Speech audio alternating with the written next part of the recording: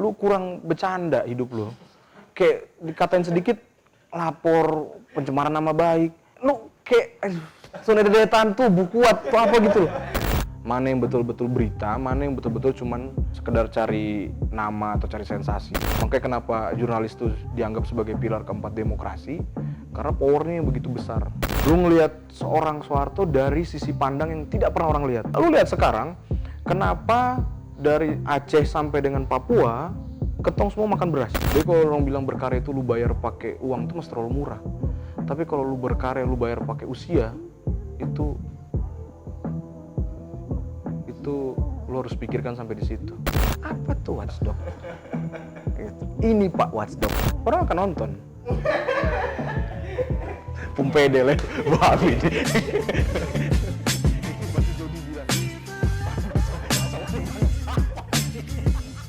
Silakan perkenalan sendiri. Perkenalan apa aja yang perlu disebutkan? Nama saya dulu Bang. Bepu nama Rafael Beding. Tapi biasa disapa Raf, bisa disapa BR, Bang Raf, tapi bersembunyi di balik kedok ruang dia. Ruang dia itu apa Bang? Betul-betul. Ruang dia itu adalah, kalau mau diceritain sejarahnya pasti panjang. Lebih baik kawan-kawan sebelum subscribe beginner, subscribe ruang dia dulu. Jadi kawan-kawan bisa melihat sebenarnya ruang dia itu, dia kombinasi. Dulu kalau ditarik garis belakang itu dimulai saat Beta menginjakan kaki di Kupang. B banyak paham mengenai dunia audiovisual. Kalau tidak terdokumentasikan sayang. Yang bisa menguatkan Bang bahwa Beta paham soal audiovisual nih. Nah, itu apa? Oke. Selama ini Beta berprinsip kepada selalu Beta memberikan penguatan buat orang-orang ya. Dia bisa itu bukan karena dia mahir dan segala macam, tapi karena dia lahir lebih dulu. Prinsipnya juga sama, Be bisa juga ngomong ke kawan-kawan yang lain mungkin yang dengar ini. Ya mungkin kawan-kawan di bawah yang lahir di bawah Beta belum memiliki skill yang sama karena lahirnya lebih dulu Beta. Jadi B berprinsip bahwa sampai kapanpun kalau ketong takut untuk memulai sesuatu, ketong tidak akan pernah sampai pada satu titik tersebut. Makanya B selalu beranggapan bahwa ya sudah, dengan apa yang sudah Beta buat selama di Jakarta, selama apa yang sudah B lakukan di dunia audiovisual, B rasa kayaknya kalau tunggu sampai B tua, tunggu sampai menjadi Darwis Triadi, atau menjadi bahkan Arben Rambe dulu di Kompas, itu butuh faktor lucky untuk bisa menjadikan lu di titik itu. Lu tidak bisa membuat step lu sendiri untuk sampai pada titik itu. B dengan kemampuan yang ada, mumpung B masih hidup, lebih baik B pulang, B bagi dengan apa yang B punya. Karena menurut Beta ya, belajar sampai kapanpun ketong harus terus belajar dan itu tidak akan pernah stop, tidak akan pernah berhenti gitu. Kalau dunia audiovisual di Jakarta yang Bang pernah jalani. Waktu magang sebelum di Watchdog itu Beta sempat kerja di, itu hanya berapa bulan, 6 bulan kalau nggak salah. Itu di kompas.com, media elektroniknya Kompas. Nah, B kerja di situ, itu melatih, menurut Beta melatih insting jurnalis ya. Di situ Beta mendapatkan insting jurnalis banyak di situ. Bagaimana lu peka dengan situasi sosial, bagaimana lu peka dengan situasi politik sekitar itu, lu melatih kepekaan di situ. Nah, setelah di situ, B berpikir bahwa, kurang enak nih, hanya segini-gini aja. B cerita dengan B punya kawan, bapak dosen, namanya Pak Ignatius Haryanto, dia termasuk orang besar juga di dunia jurnalistik Indonesia. Beliau menyarankan, kalau lu pengen, lu coba aja, lu kenalan, ntar gue kasih tau Dandi dah. Dia bilang begitu. Kayak kenal dengan Mas Dandi, sudah langsung masuk di situ. Langsung masuk di situ yang mulai benar-benar kasarannya tanam kaki lah, benar-benar tanam pantat di situ, belajar dari yang benar-benar apa ya kasarannya tidak bisa dibilang B bilang dari nol, cuman B rasa apa yang B dapat kurang bisa terlalu diaplikasikan dalam keseharian pas di Watchdog itu. B harus banyak menggali lagi, mencari tahu lagi yang selama di Watchdog begitu. Beta di Watchdog berapa ya kasarannya 4 atau 5 gitu, 4,5 tahun. Lumayan lama. B di sana 4,5 tahun, dari yang kantornya masih 1 terus merambah ke kantornya 2 ke sebelah. Jadi kan ketemu production house, rumah. Besoknya rumah kayak begini. Nah, dari 1 terus merambah ke 2. Nah, itu habis itu B cabut di situ selama di Watchdog di situ. Kenapa Bang cabut? Maksudnya kan ketemu setahu loh. Yes. Sekarang ya. Sekarang sebesar itu. Maksudnya, kalau mau bilang kan enak nih. Nah, Bang sudah di tempat yang aman, betul. Sesuai dengan apa yang Bang mau lah ya. Terus kenapa pilih cabut? Apa ya, setiap orang banyak yang kenal Beta, mereka banyak menanyakan hal yang sama, kayak misalnya, Raf, kenapa lu cabut di titik yang lu udah udah merasa nyaman nih, yang udah rasa enak, kenapa lo harus cabut ke daerah yang antah berantah lah kasarannya begitu. Ya menurut beta nih daerah antah berantah yang beta sudah pernah terpikir dalam bepu hidup, kayak beta tulis di lemari atau di jendela bahwa suatu saat beta akan ke Kupang, sudah pernah terpikirkan sama sekali. Pas datang di Kupang, Bang lihat audiovisual pertama kali pas Bang datang, tahun-tahun pertama lah. Itu Bang rasa kemana waktu dulu ya? Beres waktu itu menyedihkan ya. Bang ngeliat klip-klip yang dari sini, aduh, ya ampun. Kayak ya, padahal bisa nih lebih gitu. Besok mau bilang jelek ya, karena B pribadi juga sebelum yang B upload di ini, bahkan ada yang di akun Bang Raf pun itu juga karya-karya yang B amatir dan segala macem lah. Bahkan ada yang sebelumnya yang B kalau lihat sekarang, ya memang sesuatu yang bagus harus dimulai dari yang alay. Lu nggak mungkin punya yang bagus kalau lu nggak punya yang alay. Dan itu B, ya bener gitu akhirnya, oh mungkin Kupang di tahap ini kali ya. Terus dia bilang ini 2015 nih. Di saat mana yang beta ngerasa tuh ya, itu yang menurut beta miris, di saat beta sudah bisa menciptakan, ini bukan sombong, sudah bisa menciptakan sebuah karya dokumenter, sudah bisa masuk di televisi dan segala macam, sedangkan Bepu daerah masih begini. Yang B ngerasa, kayaknya bisa dong, bisa lebih, cuman mungkin dong tidak ketemu teman yang pas untuk diskusi, teman yang pas untuk berbuat banyak hal gitu loh. Yang B rasa di situ yang, aduh, itu yang B juga bingung kemana mulainya saat itu. Cuman kalau lu tanya baik tuh pertanyaan bagaimana karya seperti itu, bagaimana karya audiovisual di Kupang saat itu ya memang seperti itu. Bahkan di tahun yang sama beta ikut pelatihan yang akhirnya B dengan sendiri ketemu di satu pelatihan audiovisual. B ngeliat karyanya, aduh apaan sih ini? Dulu dari, ini Besong Sensor, dia punya, aduh apaan sih yang begini? Tapi juara, apa? Akhirnya B bilang, iya sih, lu nggak butuh bagus. Pada akhirnya beta kayak punya kesimpulan bahwa lu nggak butuh karya bagus untuk terkenal, lu butuh orang dalam aja itu udah cukup.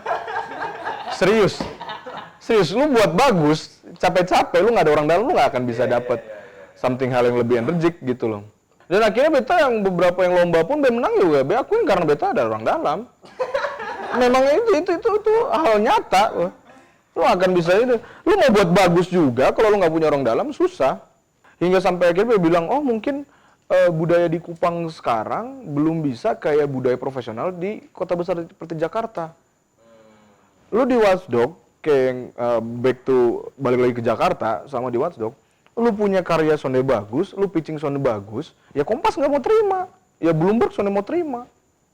Lu nggak akan bisa, lu mau punya orang dalam pun, tapi ini pertaruhan nama baik, nama besar. Nah, salah satu untungnya beta di sini adalah B mencoba untuk menjaga nama baik itu. B mencoba membuat ruang dia bahwa lu kalau punya karya yang bagus dan segala macam, lu bisa nih menunjukkan diri lu. Sehingga apa yang B lakukan selama ini yang di Kupang, terhitung titik terakhir itu adalah sebelum BP lanjut sekolah di Bandung ya. Itu B rasa bahwa B sampai satu titik, oke, ruang dia orang sudah tahu. Itu yang B buat rasa modal banyak berkeluar untuk di situ. Jadi kalau orang tanya lu, jadi selama ini lu di Kupang lu keluar-keluar doi lu untuk apa? Ya untuk membentuk nama ruang dia itu. Personal branding lu itu memang harus kuat. Sehingga lu ngelihat diri lu tuh, wah ini orang ada karyanya. Dia bukan kosong-kosong doang nih kelihatannya nih. Orang segan dengan lu bukan takut karena akan dipukul oleh dia, tapi karena otaknya ini yang bisa membunuh lu. B percaya bahwa ideas tuh are bulletproof ya. Salah satu hal yang tidak bisa dimakan oleh manusia itu sendiri adalah ide lu itu sendiri. Makanya ide itu mahal karena di situ. Itu yang buat beta oke. Beta mungkin kalau untuk diajak berkelahi beta soal bisa apa-apa, cuman B punya ide yang mungkin kalau ketemu bersaing ide bisa diperhitungkan lah. Di titik itu boleh lah diperhitungkan. Meskipun juga isinya kosong-kosong juga. Gitu. Yang penting kelihatan dari luar kan. First impressionnya. Ya, gitu. Kan saat Bang berpindah dari Jakarta ke Kupang gitu, ada pemikiran soal finansial gitu kan. Jadi kan satu hal Dasar itu. Itu perdebatan awal. Beta belajar banyak dari pasangan Chinese. B bersyukur banyak karena Rp1 pun dihitung. Rp1 pun dihitung. Jadi dia begitu kesal, begitu sampai di Kupang 500 dia kasih kembali pakai gula-gula. Itu dia sangat marah sekali, dia bilang. 500 itu doi. Kalau be beli lupu barang be kasih 500 permen, lu mau son deh. Itu yang buat beta yang bener juga sih. Maksudnya beta terlatih di situ akhirnya untuk memanage ke doi. Nah, perdebatan awal adalah bagaimana kalau ketong hidup terus ketong sudah ada kerjaan.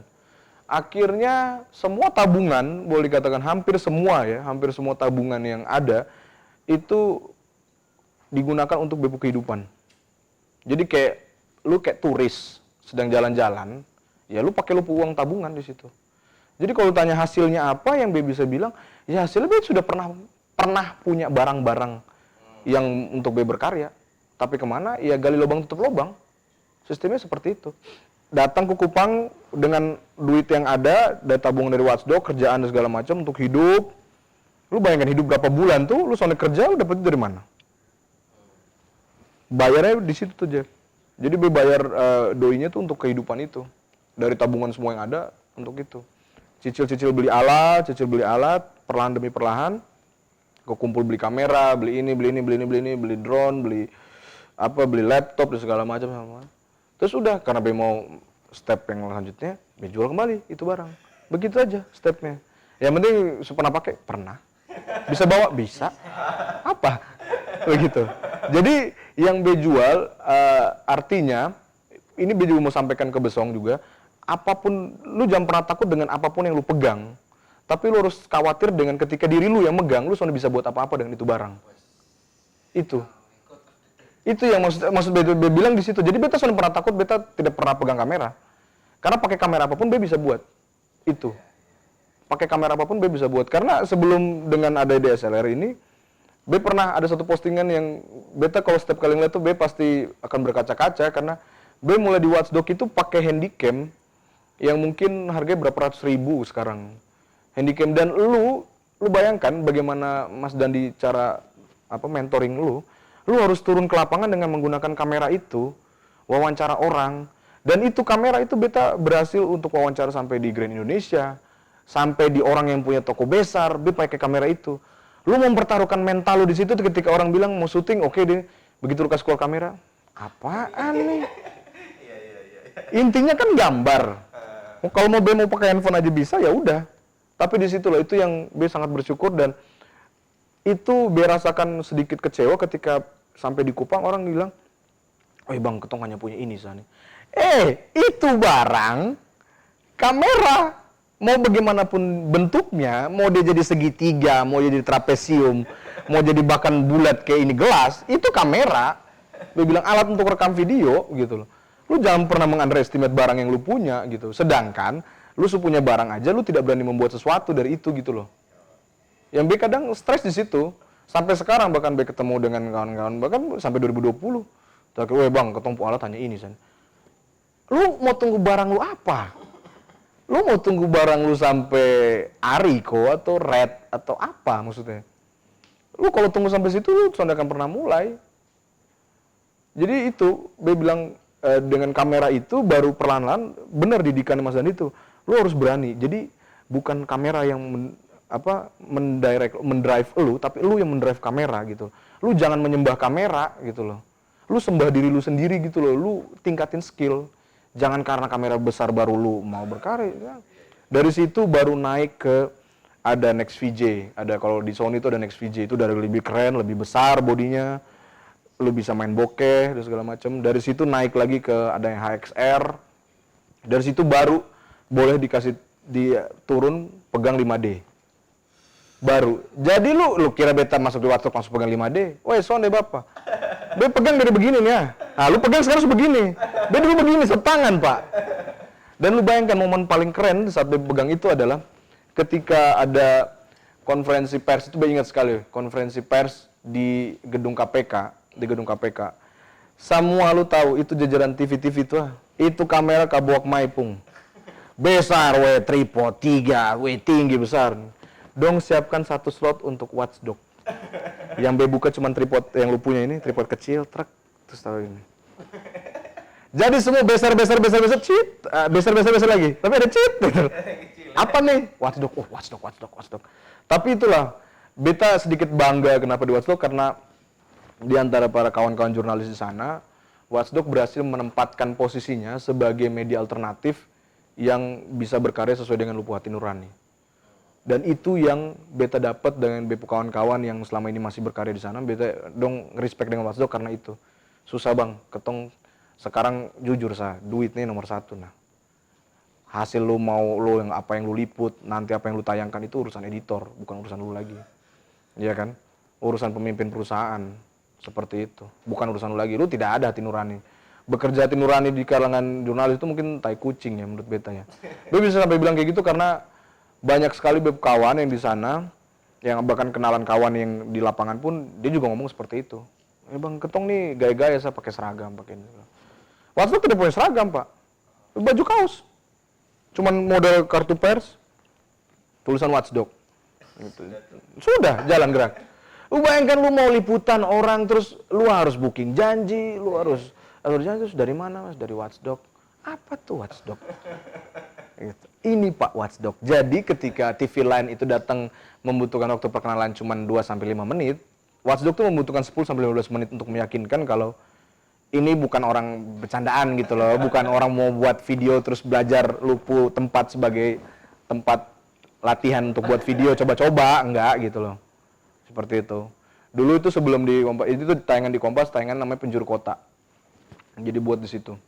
Diajari turun one man show itu. Bang biasanya kan turunnya sering one man show. Aha.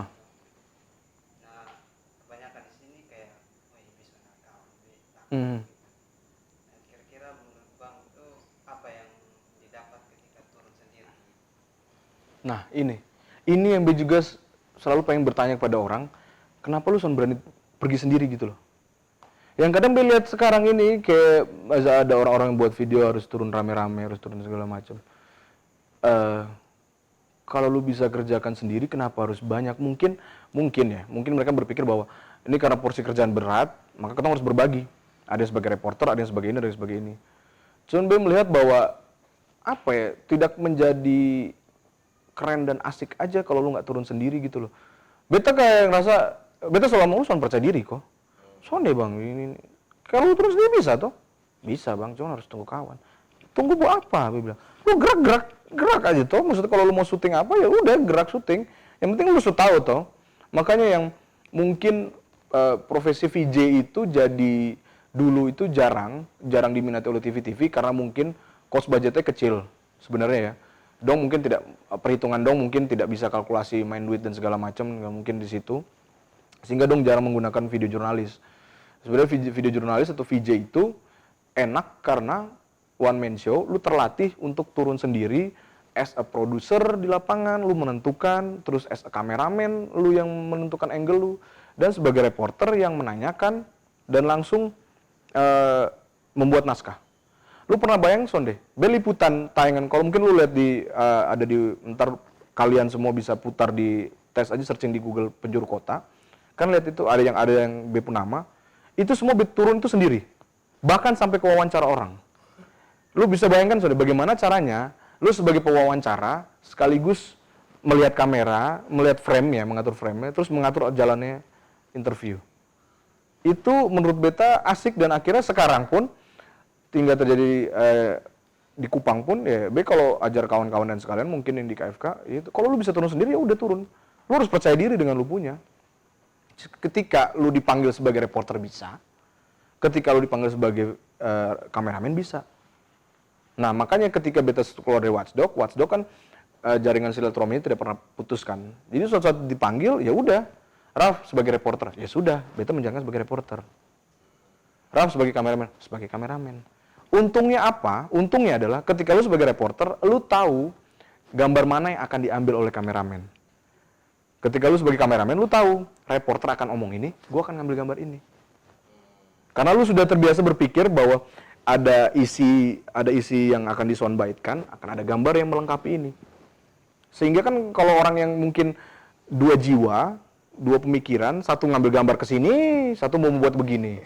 Terus lu mau ketemunya gimana nih? Seperti itu. Kadang itu yang membuat beta enak juga sih. Capek banget. Kalau capek koma banget tuh besar, bold, tuh besar, tanda seru mungkin. Banget itu. Lu berpikir. Oke, Bang, ketemu lagi. Tadi kan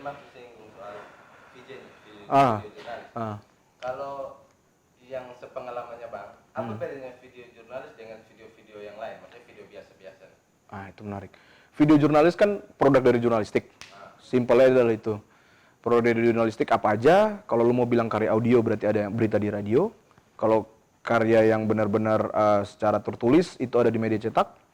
Sedangkan kalau karya audiovisual ada yang hard news, yang berita-berita yang seperti yang kalian lihat, atau enggak dia kayak tayangannya itu adalah feature. Tayangan feature tuh kayak tayangan-tayangan biasa lah, tayangan jalan-jalan, itu bisa masuk di feature. Berbeda dengan produk-produk visual yang lainnya itu lebih kepada fakta atau apa ya, verifikasi data. Ada unsur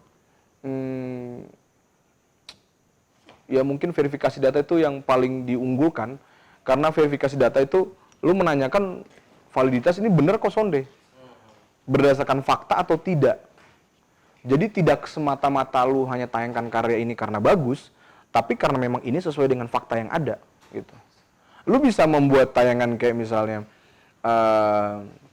es buah di depan gitu loh, tapi nilainya apa, nilai jurnalistiknya itu apa yang lu bisa jual dari sini, dan apakah betul dia ada tempatnya di situ. Jangan sampai dia jualan hari ini, besok lu udah tayangkan ternyata tidak ada lagi itu di situ. Jadi lebih kepada verifikasi validitas data, bahwa ini benar-benar karya yang ada bentuknya, dia bukan fiktif, dia nyata. Nah itu yang akhirnya membedakan dengan yang lainnya. Dan kebanyakan orang kan mungkin membuat video itu kan tidak pakai verifikasi. Contoh lu ngebuat tentang video erupsi, lu mungkin ngomong hanya dari satu perspektif. Lu mungkin ngomong hanya dari perspektif korban saja. Tapi lu tidak mencoba untuk memverifikasi kepada BMKG, lu tidak mencoba untuk mencari sumber lain yang bisa ngomong menguatkan data-data lu itu.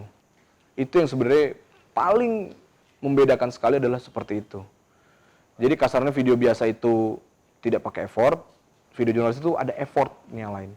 Untuk apa effortnya? Effortnya untuk memverifikasi dan memvaliditas data yang lu ambil itu. Jadi ketika lu ambil gambar ini dan segala macam, ini betul kok Sonde? Oh betul. Dari mana? Sudah wawancara orang BMKG. Besok ada wawancara orang-orang ini. Dong omong oke gini. Oh oke, berarti bisa. Begitu. Yang penting ada apa ya, faktual, fakta yang aktual. Ada sisi itu yang perlu dipertimbangkan. Jadi ini untuk beginner dan untuk YouTube lainnya, kalau lu membuat karya yang pasaran, cepet tuh. Lu pakai unsur-unsur yang pasar suka, cepet. Tapi kalau lu mau pakai unsur estetik, itu taipus lu makan lebih dulu berarti. Sebelum lu makan gaji, lu makan taipus lebih dulu itu. Begitu. Ini sering dengar banyak orang, Anda filmmaker atau videografer, itu kan sering ngomong estetika. Bebas masih belum paham secara benar estetika itu maksudnya apa? Bebas masih belum paham. Estetik itu menurut beta simpelnya tuh kayak sesuatu yang indah dipandang mata, yang lu itu kayak butuh effort untuk menciptakan seninya di situ loh. Kalau beta sering ngomongnya estetik tuh itu. Jadi sesuatu yang estetik tuh kayak, wah ini estetik banget nih. Kenapa? Wah lu lihat nih, ada dia punya kalau pagi-pagi nih, ada dia asap, mama dong masak dan segala macam. Begitu di frame, ketika dia menembus bilik bambu, wah mamanya kebakar. Bener terlalu serius beginner.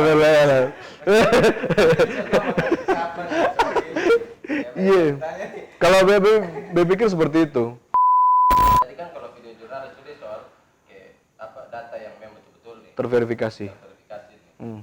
Karena kan kalau setahu beta, pengalaman beta pun film atau video dokumenter juga seperti itu. Maksudnya katong data tuh lu harus betul-betul nih, bukan asal sembarang syuting kan.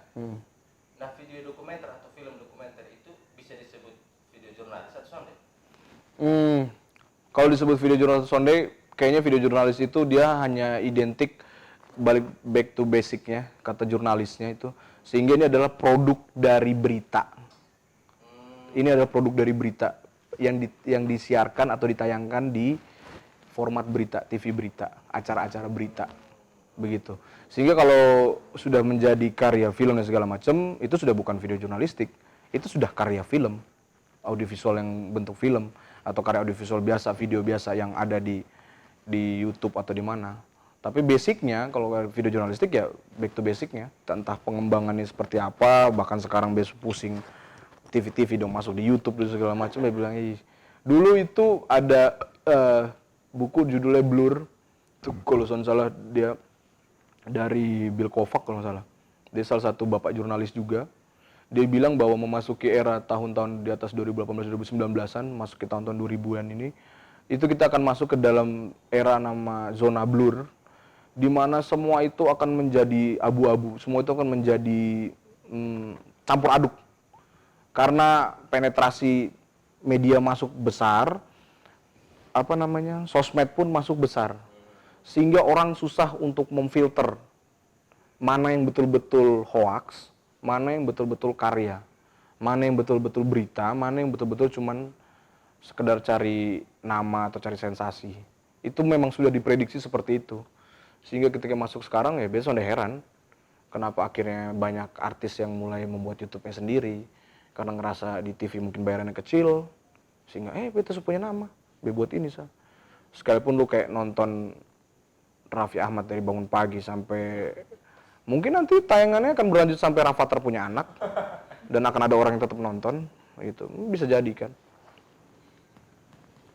Menyambung dari itu bang, kan ada yang buat antara hoax dan sound, terus kayak misalnya tayangan TV masuk ke YouTube juga, atau kan sebelumnya YouTube dianggap tayangan yang berkualitas lah.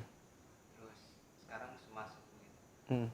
Nah definisi antara itu berkualitas atau sound itu atau ya konten alay gitu, menurut pandangannya bang tuh seperti apa begitu? YouTube ya. Sebelum kenal YouTube, beta udah tahu lebih dulu Vimeo. Beta kalau ibaratkan Vimeo dan YouTube, Vimeo itu kayak perpustakaan, YouTube tuh kayak pasar. Vimeo itu sudah terkurasi dengan baik video-videonya, sehingga video-video yang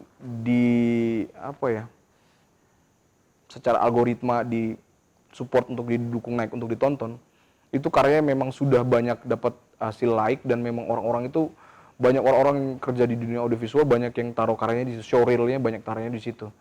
Sehingga akan beda rasanya kalau lu nonton Vimeo dibandingkan lu nonton dengan YouTube. Sehingga budaya itu turun menjadi budaya paling dasarnya adalah ketika lu mau upload lu harus yakin ini layak sonde taruh di perpustakaan. Ini layak sonde taruh di ini. Atau ya udah betaruh sah, lempar sah. YouTube kan basicnya kan broadcast yourself. Itu kan pengertian paling sederhana kan ketika lu nonton PewDiePie sebelum dia akhirnya tersalib oleh T-Series itu, ya YouTube pada konsep seperti itu. Lu nggak perlu konsep matang untuk masuk ke YouTube. Lu mungkin lu mandi, lu badan keren, badan kekar, lu syuting sah, orang akan nonton. Sensasi. Tidak ada guideline yang sebenarnya mengatur sekali awal-awal YouTube ya, tidak ada yang guideline mengatur sekali lu harus berkarya seperti apa. Sekarang yang baru tidak boleh ada sara dan segala macam.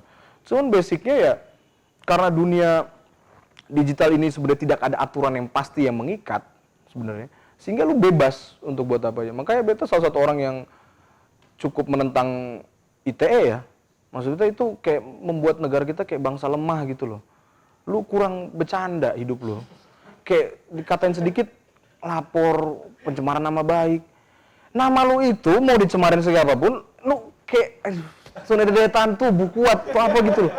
Masa dicemarin dikatain sedikit lu harus lapor sih. Kayak membuat kita kayak bangsa yang cukup malu dengan undang-undang ITE. Kayak anjing, lu membuat diri lu jadi lemah gitu di hadapan orang. Masa dikatain sedikit lu langsung sempurna percaya diri lagi. Itu kan intinya undang-undang ITE itu toh. Nah makanya dia bilang yang ada di YouTube itu lu buat yang sembarang-sembarang segala macam, itu akan kena take down karena orang yang ngerasa diri merasa dirugikan. Dari situ kebentuk tuh budayanya tuh yang tadi lu bilang. Semua karya akan ada di situ. Sehingga dia akan bentuk kalau misalnya lu yang subscribe tuh orang-orang yang keren, makanya masuknya orang-orang keren. Tapi di selipan orang keren itu pasti ada ya karya-karyanya alay nyempil masuk begitu. Betul sekali saya nonton itu padahal film kalau nggak salah film kategorinya nude ya, kategori nude bukan porno, maksudnya seni sensual lah. Yang di Vimeo tuh sebenarnya diblokir karena orangnya itu. Seni sensual itu. B pengen lihat karena ada trailernya di YouTube. Sekali B buka itu, B punya YouTube ada bokepnya, ada ininya, anjing YouTube. B bilang, gue mau nonton yang bener dikasihin tayangan begini. Cuman gara-gara beta pernah klik video berbau seperti ini, artinya beta suka video-video seperti ini. Ya memang suka, cuman kan tahu tempatnya kan. Masa bukanya YouTube cari video yang enak-enak, kan mungkin. Pasti kan ada yang lain. Grup WA. Jadi sempat dengar dari kayak kan bang, ini ketemu kembali ya. Boleh. Bang kan bilang pas mau datang pertama tuh, bilangnya ya kalau lu susah, misalnya kalau lu sulit di sini, lu tinggal pulang, begitu tuh. Nah seperjalanannya bang dari bang sampai pertama sampai sekarang tuh, bang masih berpikir itu soalnya? Jujur kalau pertanyaan itu masih ya, karena lu di penghujung mau melandas di kepala 3, entah kenapa itu kecemasan tuh tiba-tiba ada. Kecemasan lu tuh tiba-tiba tuh kayak menghantui lu gitu loh. Itu yang membuat mungkin beta sering kalau merefleksi dengan diri sendiri, mungkin itu. Lu terlalu lama menciptakan personal branding, lu lupa membuat keran di rumah lu itu mengalir terus. Selama ini beta sudah ada keran yang mengalir. Sehingga tiba-tiba ada yang pas lagi ngalir ya, pas lagi beta lagi bayar air. Kalau beta sudah bayar air, sudah nyala itu air. Begitu. Jadi tidak ada yang secara bepu diri sendiri di lingkup bepu kehidupan pribadi ya, itu yang membuat beta nyaman di zona ini gitu loh. Beta selalu hidup di masa di zona yang tidak nyaman itu. Maksudnya ya itu tadi berkarya itu salah satu effort yang lu harus keluarkan adalah itu. Lu berkarya itu bukan hanya kalau orang bilang berkarya itu lu bayar pakai uang itu masih terlalu murah. Tapi kalau lu berkarya lu bayar pakai usia, itu lu harus pikirkan sampai di situ. Lu bukan bayar lagi pakai uang, lu bayar pakai usia lu. Lu sampai titik berapa lu mau berkarya terus? Meskipun lu bisa kata-kata keren, biar beta tetap jadi penasehat, beta tetap berkarya. Oke, kalau definisi lu berkarya seperti itu ya sudah. Tapi berkarya beta ya, bahkan sampai B buktikan mungkin ya, secara nggak langsung kenapa beta sangat genjot besong dan yang mungkin dari beginner atau kawan-kawan di KFK buat ini. Karena beta sudah pengen bepu diri mati. Beta selalu pengen selama di Bandung beta tidak ada tempat untuk itu. Beta masih tetap buat video, cuman beta rasa aduh kurang nih, nggak enak nih ada rasanya. Makanya ketika sampai di Kupang, beta membuktikan kepada Besong, beta bukan orang yang ketika Besong kenal lama bisa buat video dan segala macam. Terus ketika beta kembali, Bang Raf nih duduk diam, saya komentar, saya duduk oce orang, saya, soalnya dia buat apa? Beta membuktikan bahwa sampai sekarang beta masih berkarya. Cuman ya itu kalau ditanya ada pemikiran sampai apapun ya ada plan A sampai plan Z. Plan Z ya back to basic, kembali ke kandang, di Watchdog lagi, atau membuat something hal di sini yang lebih bigger, yang B bisa hidup dari sini, gitu. B simple sebenarnya, mungkin kalau sebenarnya B pengen ya tetap pengen beta kan mengajar, maksudnya mengembangkan ini. Ya mungkin B jadi dosen, semua tugasnya audiovisual. Lu tulis tangan nilai lu B, lu buat video nilai lu A. Subscribe YouTube beta A+. Subscribe mengembalikan menyebarkan dan segala macam lulus. Jadi ikut kelas. Yang penting selama B kelas lu omong sama B punya YouTube.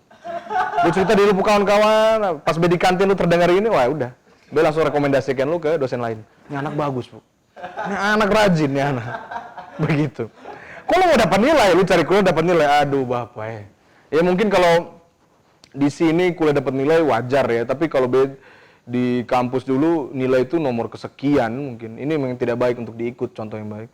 Cuman masing-masing orang kan beda kan. Nah, beta tuh angka sekian kemungkinan pas-pas beta lagi otaknya juga pas, jadi nilainya juga bagus lah, maksudnya nggak bodoh-bodoh banget begitu. Cuman yang beta cari adalah itu, beta selalu mencari link teman.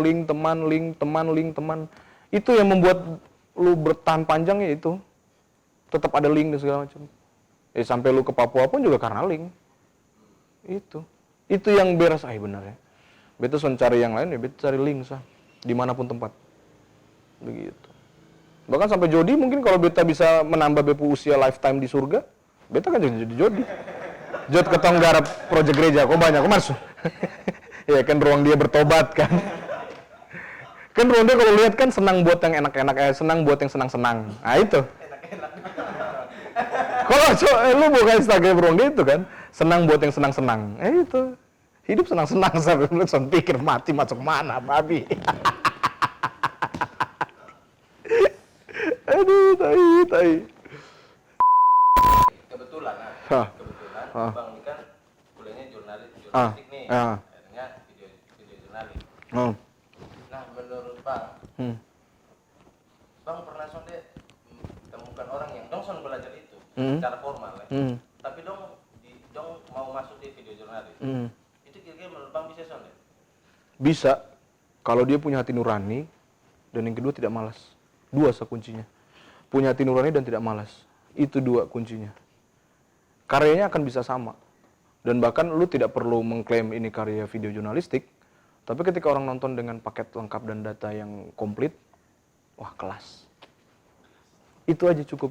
Lu punya hati nurani, artinya jurnalis kan, kalau menurut Bill Kovacs, 9 elemen jurnalis, lu harus berpihak pada warga. Artinya ya, ketika orang-orang besar sudah punya kekuatan dan power, nah warga-warga akar rumput ini mereka punya apa kekuatan? Makanya kenapa jurnalis itu dianggap sebagai pilar keempat demokrasi, karena powernya yang begitu besar. Ketika lu membantu orang dengan lu membantu mengekspos ceritanya, itu juga salah satu karya yang lahir dari hati nurani lu. Nah, seberapa banyak orang yang mau buat video untuk hati nurani? Kalau lu dikasih pertanyaan sesimpel, misalnya, Ken, suruh lu ambil video tentang ini satu mama, ada jualan jagung di sepanjang El Tari, tapi itu mama punya cerita banyak tentang proses pengembangan kota Kupang dari awal sampai akhir, hingga dia mendapatkan kesempatan untuk berjualan di situ. Di saat yang sama, lu juga mendapat job untuk kerja, misalnya Sweet 17 atau wisudaan atau apa, yang dapat budget bisa 2.500.000. Lu lebih milih mana? Tergantung kantong saat itu. Nah, persis. Itulah yang membuat yang secara beta menyimpulkan kenapa produk jurnalistik sekarang banyak yang menyimpang atau sedikit yang bagus, karena ya susah, cari orang yang mau bergerak untuk itu susah. Dan sedikit banget orang yang mau danain untuk orang buat seperti itu. Kalau tidak ada lahir net, bisa tahu. Net itu merupakan produk yang berhasil menurut beta secara ini. Lu berhasil mengupas sisi kehidupan sosial masyarakat Indonesia yang begitu luas dari berbagai aspek. Dan jarang ada orang mau liput situ. Kalau lu sonde doi di situ, atau sonde ada yang lu bisa dapat dari situ, orang son mau. Kan karena simpel kayak gitu tuh. Makanya ketika beta selama berbangun ini bercerita dan segala macam di ruang dia itu, ya itu yang dia ambil. Akar-akar rumput ini. Yang selama ini tidak banyak terekspos. Ya simpel, mereka dapat ruang lagi di mana? Begitu. Kalau sonde di ruang dia, mungkin dia beginner, mungkin kan. Amin. Tetapi pertanyaan selanjutnya adalah sampai kapan? Sampai kapan artinya dengan keran yang belum terbuka, lu mau berkarya sampai kapan? Berkarya dalam tanda petik ya. Begitu. Padahal sebenarnya bentuk karya tuh banyak banget. Cuman kan karena spesifik beta main di dunia audiovisual ya, lu mau sampai kapan begini? Begitu. Ya kepikiran beta itu kan dulu kan di Bepo YouTube beta pernah buat, impian tergila beta adalah beta pengen ngebuat sekolah multimedia yang bener-bener orang akan yakin suatu saat ketika lu ngambil jurusan multimedia, lu bisa kerja di bidang itu. Nah selama ini sonde bisa dijadikan sebuah pekerjaan di Kupang karena orang sonde tahu di Kupang ketika lu bisa main audiovisual, lu harus bekerja di mana. Kan itu kan proses yang ketika lu udah sampai belajar seperti ini, lu udah banyak tahu tentang editing, terus lu mau kerja di mana? Apakah orang-orang di berseragam mereka memakai apa yang lu bisa sekarang? Ataukah malah lu disuruh banting setir?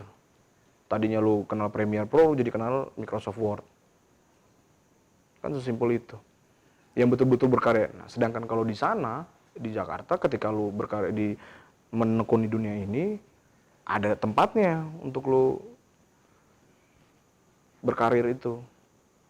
Kayak makanya pas B diskusi dengan anak-anak yang mau belajar audiovisual waktu itu di Undana itu, mereka berpikir, ya setelah B ketong belajar begini, buat apa bang? Nah itu pertanyaan bener. Yang sebenarnya kalau di beta posisi bisa dijawab, tapi karena di sini kan bisa dijawab. Karena sudah ada yang menerima. Lu mau berkarir di sini, berkarir di mana? Seberapa besar peluang lu untuk berkarir di dunia audiovisual di sini? Ini audiovisual berkarir ini bukan maksudnya bukan itu kan lu latih sendiri juga lu bisa. Bukan artinya mereka bukan bekerja ya. Bagus kok. Bagus. Suka kok. Indah kok. Sensor sah. Kemarin udah bahas juga soal ini baru. Kita mencari makan ini baru ngomong.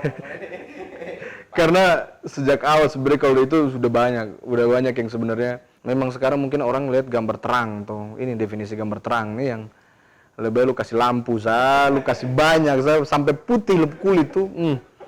Indah tuh. Wah bisa bilang gambar terang blur nih, kakak bisa buram nih gambar itu kan blur toh. Memang di setting tuh bisa buram misalnya. Waktu itu ingat om bilang, Raf di sini tuh yang penting gambar terang. Definisi terang beta ini kan lampu banyak, cahaya berbinar, malaikat surga turun toh. Itu definisi terang itu toh, bukan bang maksudnya itu cerah gitu. Terus itu sengaja brightness mereka naik, enggak gitu bang. Bilang, jadi kalau ketemu ngambil gambar-gambar gelap, san mau bang di sini harus terang. Nah, oh oke. Memang di sini khusus bukan terbelakang secara matanya, tapi khusus. Dia butuh yang spesifik gitu. Asupan yang dapat terus. Betul, bukan beta yang ngomong. Ini memang konsep begini nih. Yang bertanya nih orang sudah bisa verifikasi siapa yang tanya, ya kan? Mau IG di admin banyak. Mau IG admin banyak. Nah kalau bang melihat ya, ini audiovisual di Kupang nih kedepannya seperti apa menurut bang? Karena kan bang sudah dari luar nih, menurut ketong di sana Sumaju, menurut ketong ya, Sumaju di sana. Ketika bang lihat di Kupang nih, kira-kira menurut bang kedepannya dia akan maju kah atau dia tetap kah atau dia kemana? Akan maju tapi pelan sekali. Karena di sini B masih melihat bahwa orang masih membanggakan dengan apa yang mereka pegang. Itu yang menyedihkan sebenarnya. Sedikit sekali pergerakan yang membuat keyakinan bahwa mereka yang penting isinya bagus lah. Isi kan bukan hanya gambar yang lu lihat kan, tapi apa yang lu dengar di situ juga penting.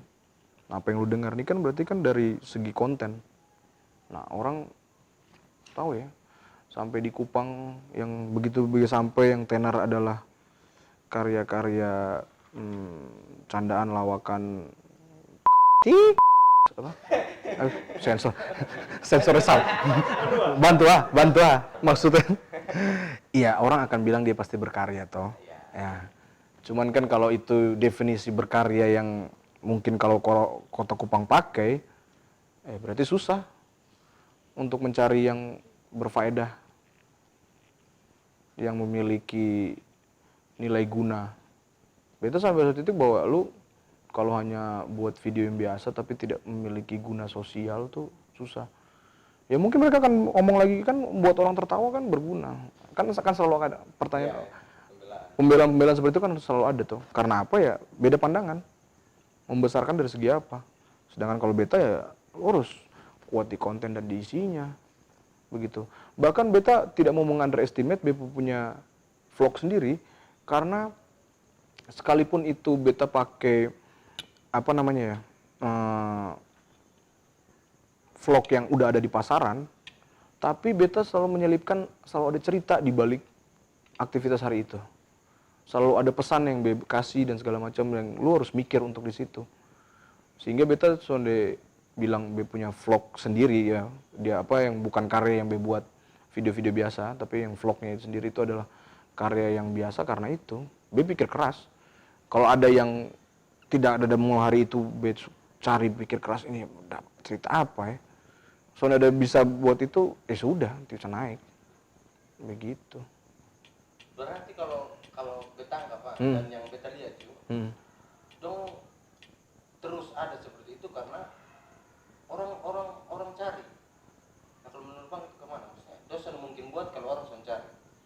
Yes, sebenarnya itu. Karena ketong punya budaya ini,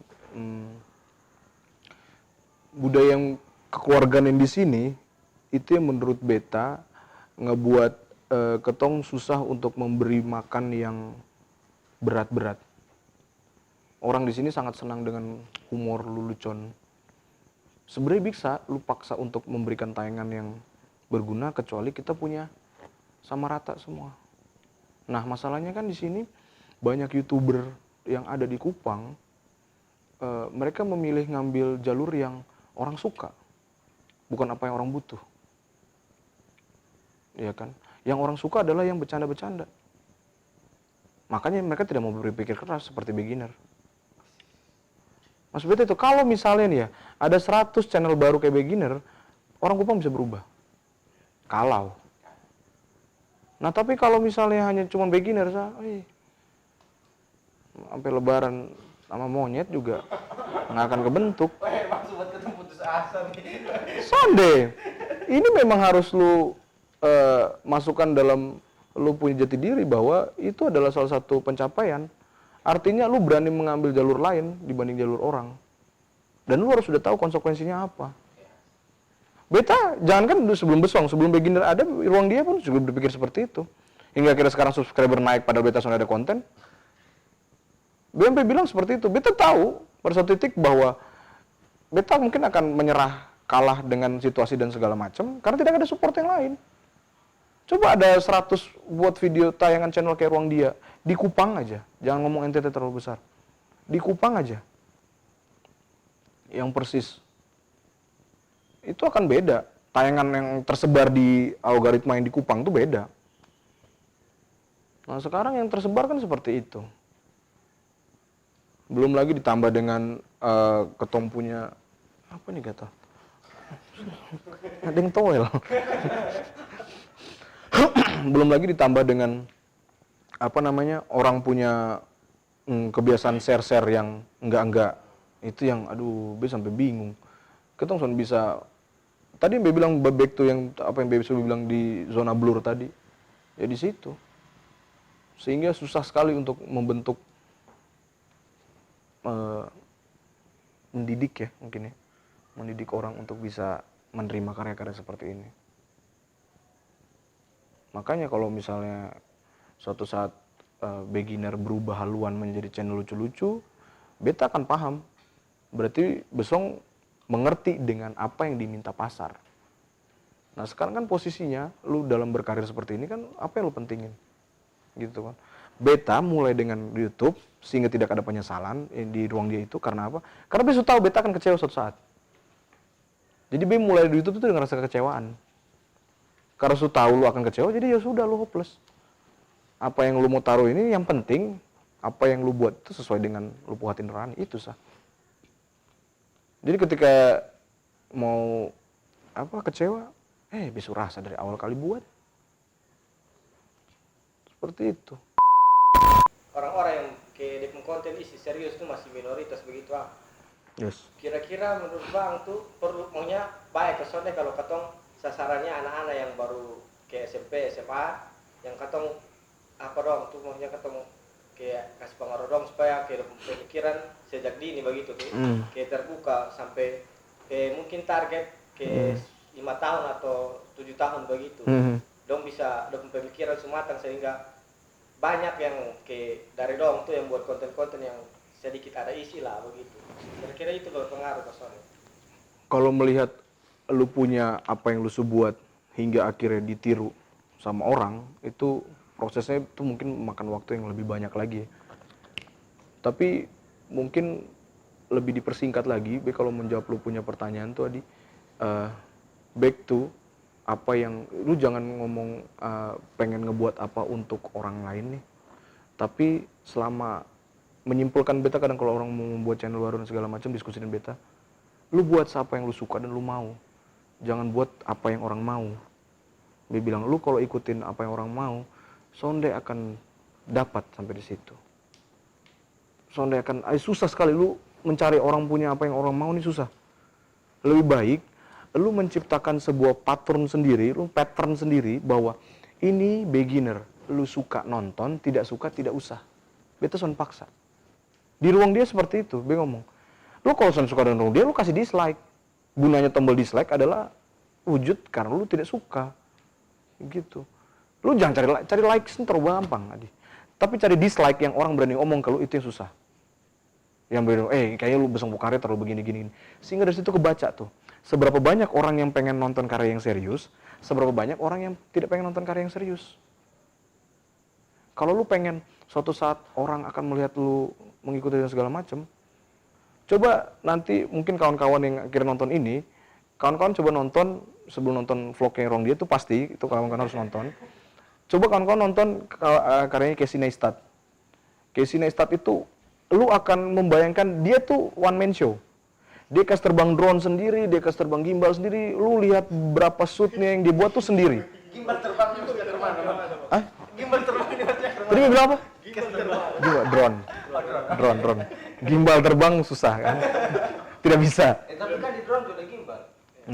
Adi lu jangan kasih pengaruh beta, beta mah sadar nih, semalam minum. Beta langsung sadar gimbal terbang, hah?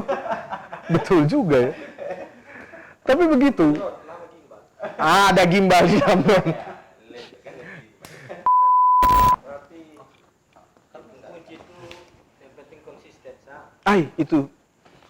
Itu bukan yang penting, itu susah, Adi. Konsisten tuh, aduh gila, itu mahal loh. Sumpah loh. Karena konsisten tuh lu bukan bayar pakai doi, lu bayar pakai waktu. Balik lagi yang tadi Mbe bilang, apa yang lu bayar pakai waktu itu akan lebih mahal dengan apa yang lu bayar pakai doi.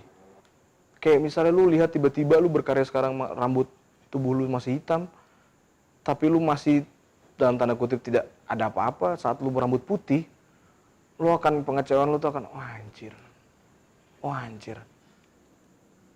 Itu beta untung son rambut jadi son terlihat. Son berlaku di beta. Jadi son bisa. Nah, untungnya yang tidak punya rambut seperti itu. Jadi kan son tahu, pas masih muda.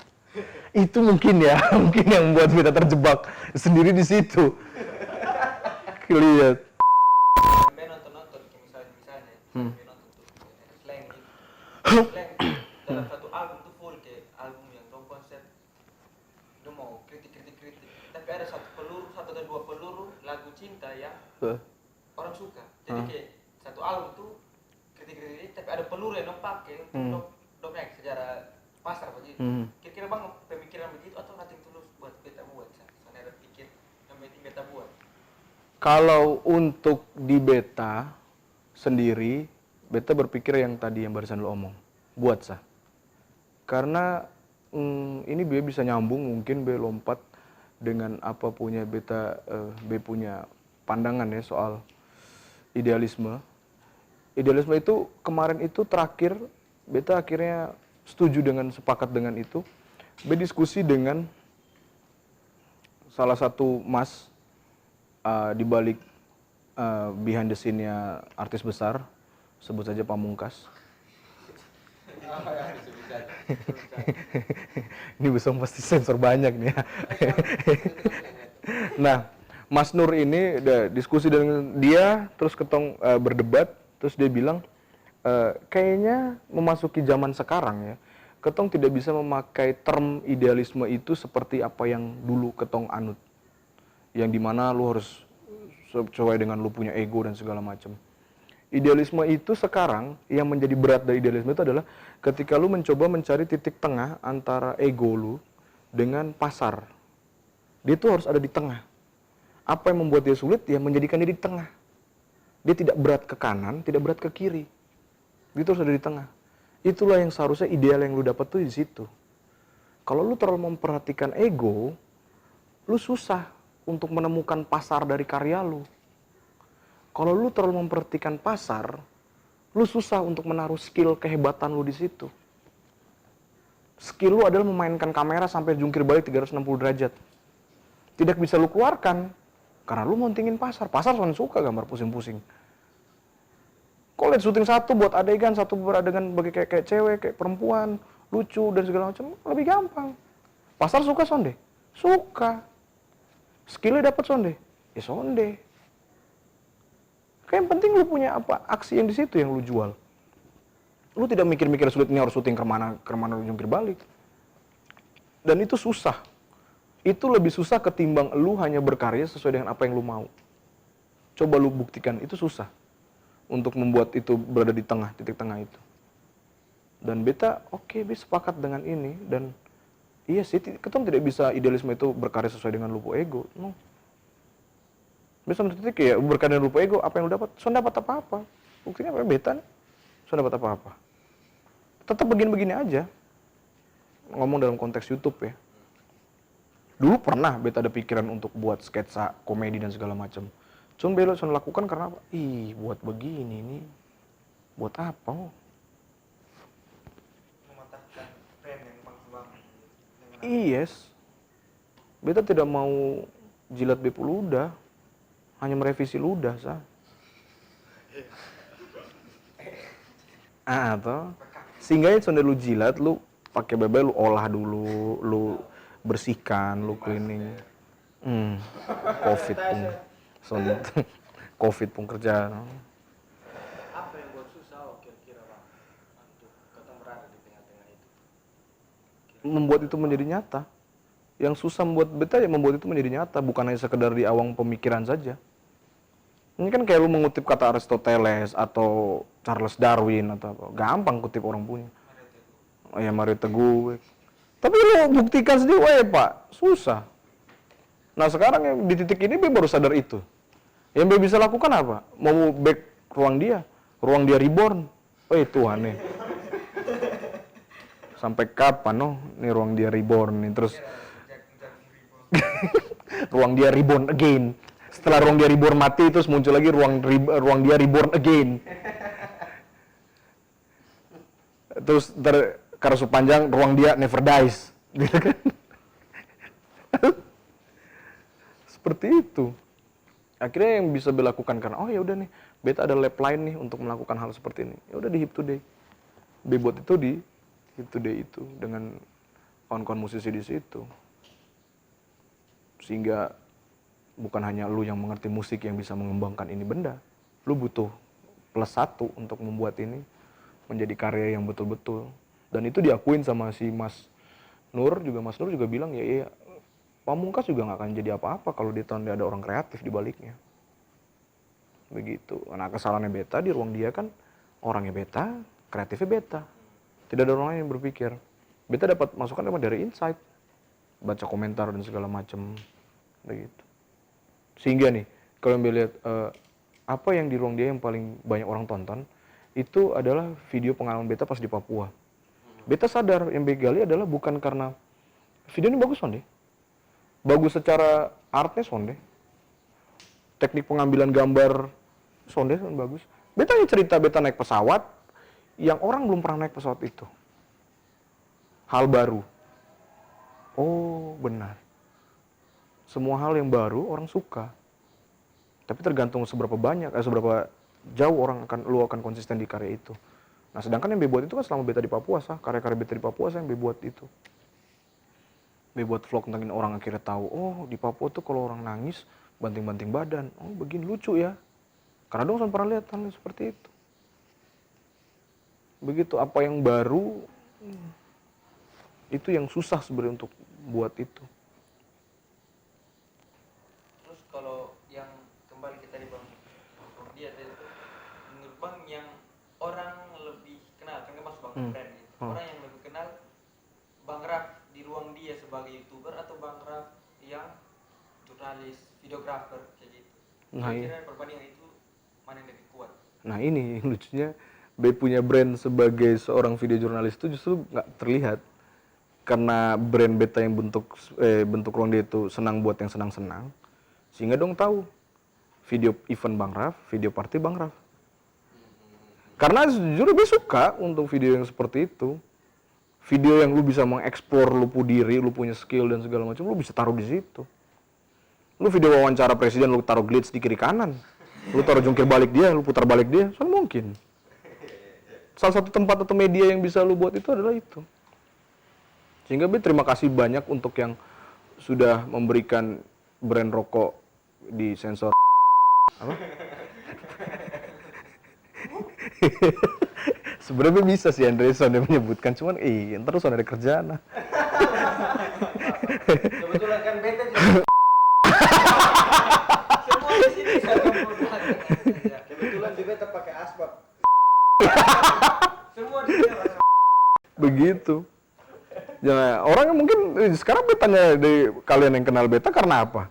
Apakah karena B punya ini, ataukah karena B punya pribadi, ataukah karena beta di KFK, atau Sebenarnya video jurnalis ini penting soalnya, karena kan karena kan produknya video jurnalis kan berita nih, terus kan berita kan orang bisa lihat, ada di berita kan bisa di media cetak, bisa di radio.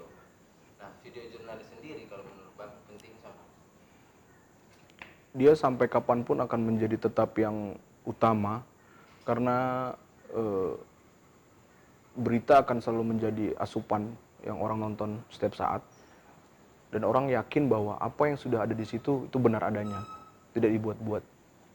Itu sehingga masih ada something hal yang lu percaya selain lu punya iman sendiri gitu loh.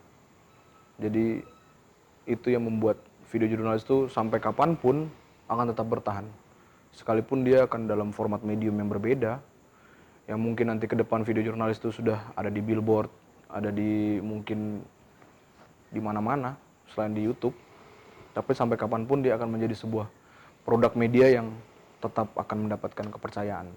Jadi lu melihat satu sisi yang kecil, bukan karena dia kecil itu, tapi dia tuh menjadi pemicu untuk lu mengupas yang lain. Itu yang biasa lu bilang, hal kecil yang kadang di sekeliling ketong itu yang buat lu betul juga ya Bang, betul juga ya. Jagung. Kenapa orang banyak berjualan jagung? Dari mana datangnya jagung? Kenapa ketong harus mengkonsumsi jagung? Mungkin lu kaitin dengan yang lebih luas lagi, yang lebih ini lagi. Lu ngomong soal mungkin kaitkan dengan dulu yang bekerja di Jalan Soeharto itu. Kenapa kita yang di NTT ini sudah tahu susah untuk dapat nasi dan beras, lu paksa untuk makan nasi dan beras? Ketong punya sorghum, ketong punya jagung. Kenapa sonda itu yang dijadikan sebagai ketong punya produk unggulan ketahanan pangan? Ngomong lebih luas lagi, tapi memang itu butuh penggalian yang lebih dalam ya. Nah sekarang kendalanya adalah orang malas untuk mengupasnya itu. Padahal sekarang kalau lu mau buat Shopee, lu membuat itu karya yang lebih luas, waduh, lu bisa sampai sekarang bahkan infonya lebih tenar. Orang sampai ada yang Sophia yang udah merek, wah itu beta sangat gigi asam untuk buat. Gila, dari minuman sekelas ini sekarang sudah menjadi berlabel. Harganya bisa sampai 1 juta. Pertanyaan besar, apakah semua orang yang berjualan Shopee bisa memasukkan Shopee-nya untuk dilegalkan seperti ini? Ataukah hanya orang yang punya orang dalam yang bisa store situ? Atau pertanyaan yang mungkin belum pernah jawab sekarang, kenapa orang berjualan Shopee yang mahal ini hidupnya masih begitu-begitu saja? Seharusnya kalau lu melihat tingkatan orang dalam dapat duit, menabung dan saving dan segala macam, lu harusnya semakin tingkat derajat sosial lu. Dari yang lu sekedar cuman rumah bilik bambu mungkin, karena lu Shopee lu laris, dia akan naik strata sosialnya. Itu kan secara secara alamiah itu kan proses seperti itu. Dari kecil naik besar, naik step bisnisnya kan ada tuh. Tapi kok minum-minum buat iris tuak dan segala macam, dia hidup begitu sah. Lu mungkin akan lihat itu bapak yang iris tuak yang sudah 15 tahun, dia akan mati dengan gubuk yang seperti itu. Menyedihkan kan, di saat lu membanggakan bahwa, ketong ini peminum kawan.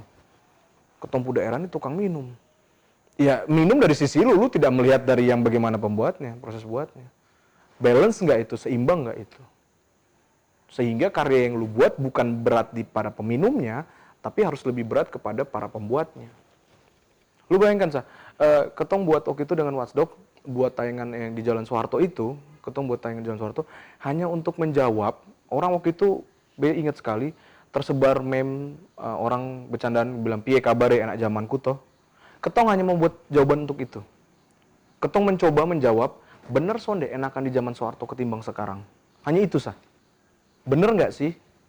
Pertanyaan dari awal dari Mas Dan cuman itu. Kita hanya menjawab, piye kabar anak zamanku tuh? Coba kita jawab dari situ. Jawabnya ke mana? Nah itu, lu bedah. Lu ngelihat seorang Soeharto dari sisi pandang yang tidak pernah orang lihat. Bagaimana dia meletakkan, dia menyusun strategi agar kita semua seragam dalam segi pangan, biar lu kontrolnya mudah. Dari lu lihat sekarang, kenapa dari Aceh sampai dengan Papua, ketong semua makan beras? Pernah sudah terlintas dalam pikiran lu? Beta kadang bertanya, pas Mas Dan omong itu, beta akhirnya mikir, bener juga ya, kenapa ya? Nah itu yang ketong jawab. Kenapa harus beras? Pertanyaan kedua mungkin agak sedikit rasial, kenapa orang Jawa ada dari Sabang sampai Merauke? Orang Jawa. Kenapa dong ada dari Sabang sampai Merauke? Yang ketiga, kenapa kita punya kita punya sistem tata daerah, tata adat pengaturan masing-masing, kenapa itu harus diganti menjadi kelurahan, kecamatan, desa namanya? Kenapa harus ada gubernur? Kenapa semua harus sama? Padahal kita ada sistem kerajaan, kita ada kebudayaannya masing-masing daerah. Kayak misalnya di Padang ada sebutan Niagara, ada apa, ada dia punya tingkatan. Ketika lu bermasalah, lu ada ini. Kenapa itu semua harus diseragamkan semua? Nah, kita menjawab di situ, wah benar. Ya memang akhirnya kesimpulannya adalah ini orang satu, Bapak Tua 32 tahun tidak main-main karena memang dia ahli sejarah. Ahli strategi. Dia membuat strategi biar semua ini dapat terkontrol. Cuman bukan proses itunya yang B gambarkan, tapi ya itu bagaimana lu mengupas hal yang simpel itu. Gimana lu mengupas hal yang simpel jadi yang lebih luar biasa. Dan proses itu yang sebenarnya yang mahal. Kayak selama ini banyak banget yang lihat tenun deh. Lu ngomong soal tenun. Lu kupas tenun dari keseharian seorang ibu mama yang benar-benar bertaruh nasib untuk itu barang. Ketong bangga pakai tenun. Kadang be bingung sekarang, ketong membanggakan tenun yang buatnya mau ribuan orang. Terus dia barang mau kemana? Apa output terakhir itu dong mau kemana? Dong tidak memikirkan proses outputnya, itu yang penting lu buat sah. Malah orang luar yang berpikir, oh ini bisa jadikan ini nih, bisa jadikan ini nih. Itu sih sebenarnya proses kata. Makanya kadang Beh bilang ke Besong itu, cari ide yang simple, tapi kupasnya itu yang dalam. Beta dari kemarin tuh banyak, beta searching Nabas tuh banyak, Nabas orang ngomong soal dewa rasa, Beta tahu rasanya enak. Cuman bukan ini yang Beh mau nonton. Tapi sabar, sebelum itu coach. Oh coach. Beta hampir lupa itu. Code of the day. Yang bisa ini yang resmi. Oh, ini resmi. Bang, quotes. Bepu quotes tuh Sabar bang. Not yet. Word. Bepu quotes tuh dari dulu Benson pernah ganti ya. Live this one. Itu kalau diartikan dalam bahasa Indonesia ya hidupilah apa yang sedang lu kerjakan. Jadi biar apa yang lu kerjakan tuh jadi punya nyawa, bukan hanya sekedar pintas lalu lah. Dia benar-benar hidup gitu loh. Always live this one.